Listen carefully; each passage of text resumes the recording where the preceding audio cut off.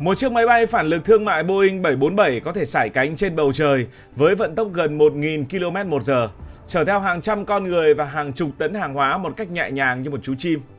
Nhưng có một sự thật phũ phàng mà có lẽ ít người để ý. Nếu chúng ta cố gắng lái chiếc Boeing đó bay thẳng lên mặt trăng, ngay cả khi có đủ xăng để bay trong vòng 100 năm chẳng hạn, chiếc máy bay đó cũng sẽ gục ngã ngay khi mới đi được chưa đầy 0,003% quãng đường. Con số này không hề phóng đại vì giới hạn của ngành hàng không so với khoảng cách vũ trụ là một hố sâu ngăn cách khổng lồ mà vật lý học đã đặt ra một tấm biển tạm hiểu là cấm đi ngược chiều vô cùng kiên cố. Vì sao máy bay không thể bay tới mặt trăng? Mọi chuyện bắt đầu từ một con số khiến chúng ta phải giật mình về sự nhỏ bé của bầu khí quyển. Nếu trái đất là một quả táo thì lớp không khí mà máy bay có thể hoạt động chỉ mỏng như lớp vỏ của quả táo đó. Đa số các dòng máy bay thương mại hiện nay chỉ có thể duy trì độ cao tối ưu ở khoảng từ 10.000 đến 13.000 mét. Để các bạn dễ hình dung về sự bất lực này, khoảng cách từ mặt đất đến mặt trăng trung bình là khoảng 384.400 km. Nghĩa là điểm cao nhất mà một chiếc máy bay dân dụng có thể chạm tới chỉ bằng 1/30.000 quãng đường cần thiết. Nó giống như việc bạn muốn đi bộ từ Hà Nội vào thành phố Hồ Chí Minh, nhưng vừa bước ra khỏi cửa nhà thì đôi chân của bạn đã không thể đi được nữa. Lý do đầu tiên và quan trọng nhất nằm ở khái niệm được gọi là lực nâng. Đây chính là một cái yếu tố vật lý giúp cho máy bay có thể lơ lửng ở trên không trung. Máy bay không bay bằng niềm tin, nó bay bằng cách đè lên không khí. Càng lên cao không khí càng loãng, nghĩa là cái đệm để máy bay tựa vào càng mỏng đi. Đến một độ cao nhất định, dù động cơ có gầm rú đến mức nào, vận tốc có nhanh đến đâu thì máy bay cũng bất lực chẳng bay được nữa. Sâu xa hơn về mặt lịch sử và tâm lý, con người luôn bị ám ảnh bởi việc chinh phục bầu trời. Từ huyền thoại Icarus với đôi cánh bằng sáp cho đến anh em nhà Wright, chúng ta luôn coi bầu trời là một thực thể thống nhất. Nhưng thực tế, bầu trời và vũ trụ là hai thế giới hoàn toàn khác biệt về quy luật vận hành. Trong khí quyển, chúng ta dùng cánh để lướt, nhưng trong vũ trụ, chúng ta phải dùng lực đẩy phản lực nguyên tử để vọt. Việc bắt một chiếc máy bay bay tới mặt trăng cũng giống như việc bạn cố gắng lái một chiếc tàu thủy băng qua sa mạc Sahara. Dù động cơ của nó mạnh đến đâu thì môi trường xung quanh đã khai tử khả năng vận hành của nó ngay từ đầu. Nếu lực nâng là vấn đề về mặt hình dáng thì động cơ lại là vấn đề sống còn của máy móc. Hãy nói về cách mà một chiếc máy bay phản lực sử dụng.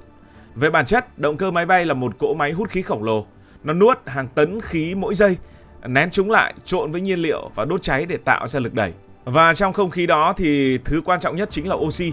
Không có oxy, quá trình đốt cháy không thể diễn ra và động cơ sẽ trở thành một khối kim loại vô dụng nặng nề.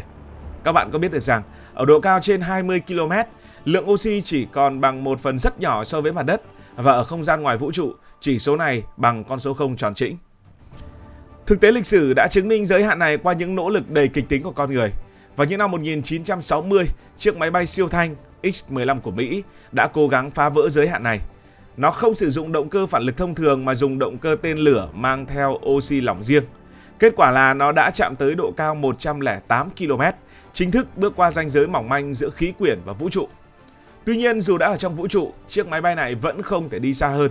Tại sao ư? Bởi vì nó vẫn mang hình hài của một chiếc máy bay với đôi cánh. Khi không còn không khí để điều hướng, các cánh lái của nó trở nên tê liệt.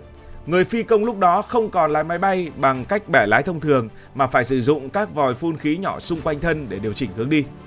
Điều này dẫn đến một nghịch lý về mặt kỹ thuật. Máy bay càng muốn bay cao thì càng phải bay nhanh để bù đắp cho lượng không khí loãng. Nhưng khi bay quá nhanh trong tầng khí quyển mỏng, nó sẽ rơi vào một trạng thái các phi công gọi là góc quan tài. Đây là vùng giới hạn mà nếu bạn bay chậm đi một tí, máy bay sẽ mất lực nâng và rơi tự do.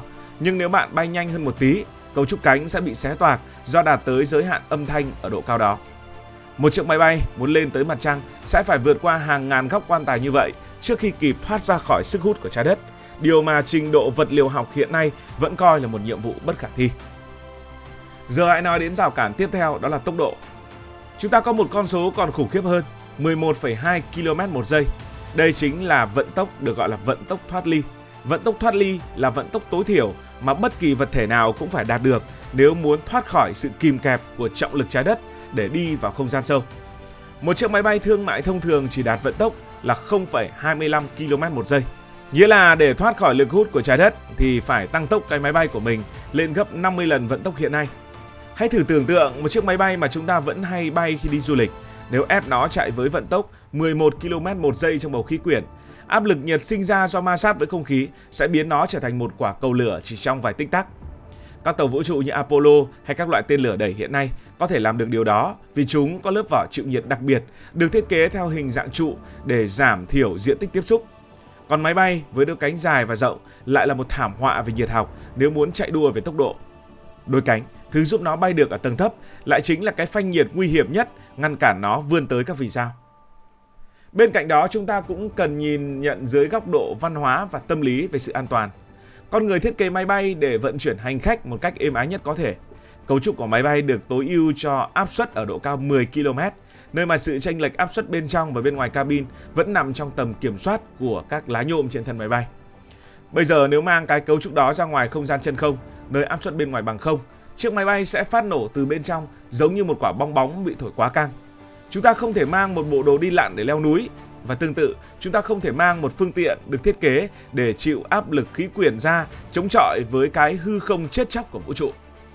Bây giờ giả sử như vượt qua được tất cả những bài toán đó thì vẫn còn một bài toán nữa, đó là bài toán về mặt năng lượng.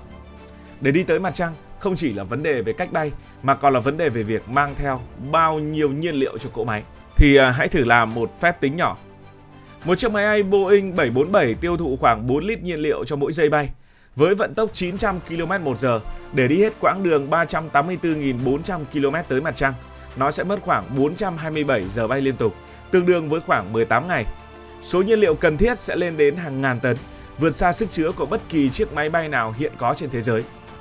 Thế nên về mặt tâm lý, khoảng cách tới mặt trăng là một thứ gì đó quá trừu tượng, khiến chúng ta dễ dàng đánh giá thấp. Chúng ta nhìn thấy mặt trăng mỗi đêm và tưởng rằng nó ngay gần đây thôi, chỉ cần bay cao hơn một chút là tới. Nhưng hãy nhớ rằng tất cả các hành tinh trong hệ mặt trời cộng lại vẫn có thể xếp vừa vào khoảng trống giữa trái đất và mặt trăng. Đó là một khoảng không gian trống rỗng, lạnh lẽo và đầy bức xạ mặt trời. Máy bay thương mại không có lớp bảo vệ chống bức xạ, không có hệ thống tái tạo oxy vòng kín và cũng không có hệ thống điều nhiệt để chịu đựng sự chênh lệch nhiệt độ hàng trăm độ C giữa vùng có ánh nắng và vùng bóng tối.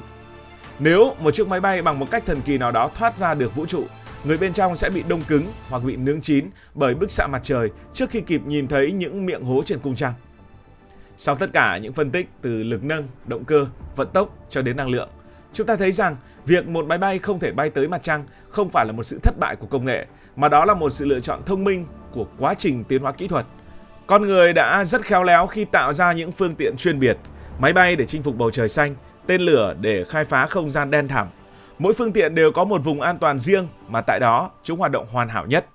Việc cố gắng bắt một chiếc máy bay bay tới mặt trăng cũng giống như việc bắt một vận động viên điền kinh phải lặn xuống đáy đại dương. Nó không chỉ sai về mặt kỹ thuật mà còn sai về mặt triết lý thiết kế. Cuối cùng, giới hạn không phải để ngăn cản mà để chúng ta biết mình đang đứng ở đâu. Máy bay có thể không đưa bạn tới mặt trăng, nhưng nó đã làm rất tốt việc kéo các lục địa lại gần nhau hơn, biến thế giới rộng lớn thành một khu vực có nhiều sự kết nối. Còn mặt trăng đã có những thứ khác đảm nhiệm nhiệm vụ đó. Cảm ơn vì đã quan tâm theo dõi câu chuyện này.